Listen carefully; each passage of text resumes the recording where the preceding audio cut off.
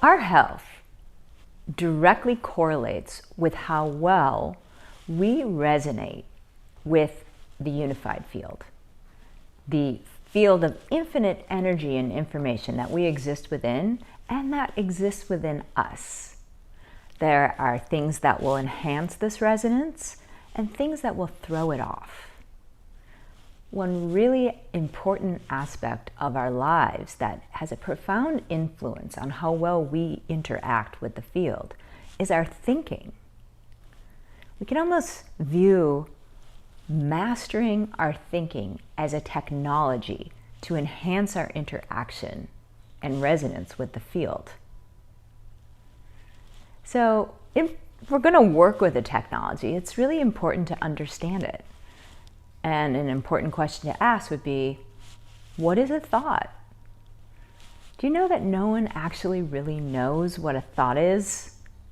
Our lives are run by thoughts, and we don't actually know what they are. But for the purpose of this discussion, let's think about thoughts as data sets in the field, like electromagnetic signatures in the field. And, human beings often emulate nature without really thinking about it. So nowadays, where do we store our data? In the cloud. Well, the field is the ultimate cloud. It's where every thought that every human being has ever had or will ever have is stored. It's the Akashic records. A great way to illustrate this is to tell you a story about a scientist I work closely with. When he was 13 years old, he was living out in the country in Nevada. And one night, he and his siblings were outside because they were told this would be a night they may be able to see the aurora borealis. And so he was out with his siblings at night and saw what looked like a star falling to the ground. And then that star began rolling toward them. When it got a little bit closer, what it was a ball of light about 8 feet in diameter. And then that ball of light enveloped him and his twin sisters, but not his older brother and older sister. When he was in that ball of light, he felt like he was in there for years. And to the outside observer, they said it was just a few minutes. But while he was in there, he said that he felt like he was in a movable library. And he said he could actually see information and then push it out of the way until he could find what he was looking for. And then he was able to experience accessing information in there. So I won't go into all the details of that experience, but just suffice it to say that experience changed him. From that point on, he was able to access information, particularly of a scientific nature, directly from the field. Within a year, he began working with the government and designed the first shielding mechanism for the world's first atomic power plant at age 14. So flash forward 60 years, and he's a behind-the-scenes national treasure. And here's why. If any of the teams of scientists and inventors and engineers that I work with have a question of a scientific nature in the area of new thinking in physics, electromagnetics, engineering, audiology, basically you name it, he can close his eyes for a moment, kind of tilt his head to the side, and then within moments come up with a very detailed scientific answer. So why am I mentioning this? Because it illustrates the possibility that information is stored in the field. And if that is true, how does our brain access that information? Well, new research is showing that our brain is a lot like a radio transmitter and radio receiver. And there are structures in the brain that are oscillators. So vibratory oscillators don't store information. They receive and transmit information. So it's very possible that the vibratory oscillating aspects of the collection of neurons in our brain can access information directly from the field. Now, we know that there are crucial brain structures involved in thinking and in accessing memory. Because if someone has a stroke, sometimes they can't think the way they used to, or they can't access particular types of memories.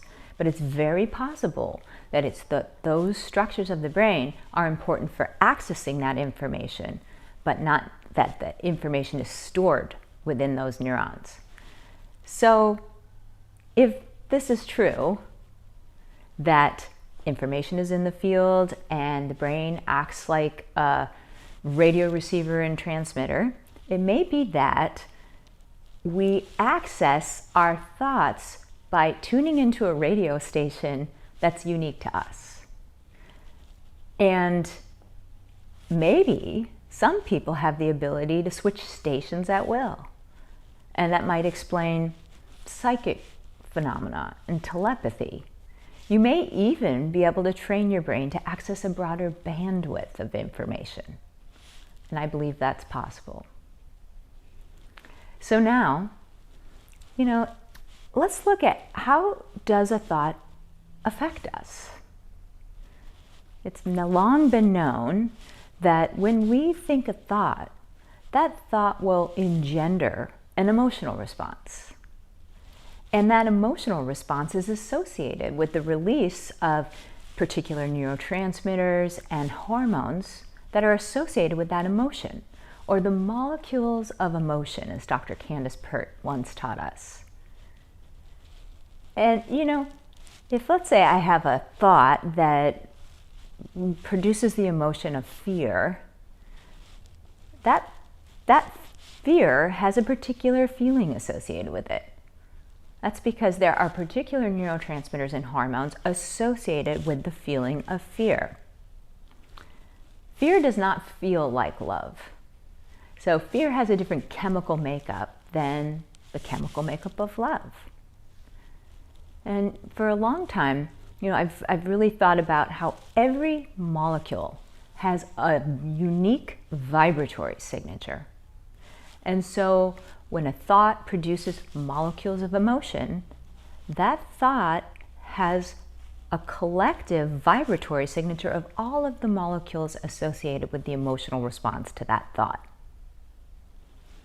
One of my favorite authors, Dr. David Hawkins, was able to calibrate human emotions with his kinesiology testing, and he outlined his scientific inquiry in his landmark book, Power versus Force. He was able to put human emotions on a logarithmic scale from 0 to 1,000. And he found that emotions like peace and love and joy exhibit very high vibrations that he was able to measure with kinesiology testing, and emotions like anger and fear had a much lower vibration. And then he was able to show that those with a vibration over 200 were strengthening to the body and showed up with stronger muscle responses on kinesiology testing, and those under 200 were weakening to the body and showed up with much weaker responses. The nature of his scientific inquiry is well documented in this book, and it spanned multiple decades, and he used multiple testers and multiple examiners, and the results were consistent over time. So if we look at something like the emotional response, the emotional vibration of joy, which calibrates at 540 on the logarithmic scale, compared to anger, which calibrates at 150, that's a really big difference. And when we say high vibrational emotional responses, I like to think of it like if you think of a sine wave, and that's if I were to snap a jump rope and it were to move in an S-like motion above and below a central line. Well, the number of times that S-like pattern crosses the central line in 1 second is the frequency. So if that happened 10 times in 1 second, that would be 10 hertz. Okay, so when something crosses that central line, it has access to what Lynn McTaggart has taught us, the 0 point energy in the field, which to me has access to the infinite energy and information in the field. So when that happens more times per second, a person has more access to more energy and information more of the time. And I think that has a profoundly beneficial effect on a person's health. In fact, some emotional vibrations are so high, they can produce spontaneous healings in people. I'm very close to someone now who at one point in his life was almost crippled with an arthritic condition called ankylosing spondylitis. So he had to take large doses of anti-inflammatories to function at all. But even so, he still suffered with grossly enlarged, swollen, painful joints. And he was really in pain almost all of the time. One night, he said that he awoke from sleep with a jolt, as if he had been slammed up against the headboard of his bed. And a profound awareness of the perfection of the grand design of the universe filled his whole being. And he said he spent hours in a state of bliss, understanding beyond words the loving nature of the mind of the one and the interconnectedness of all of life. In the morning, when he woke up, his ankylosing spondylitis had spontaneously remitted. So why would that happen? I think it's because he spent hours in a state of bliss, which calibrates at 600 on the logarithmic scale, which is 3,000 times the frequency rate of anger. At this rate, the interaction with the field has a transmuting effect on dissonance that has accumulated in that person and has started to interrupt their health. So when we view thinking as a technology that can influence our connection with the field, we realize the power that comes from mastering it. This is a key technology available to all of us. And let's really bring awareness to our thoughts.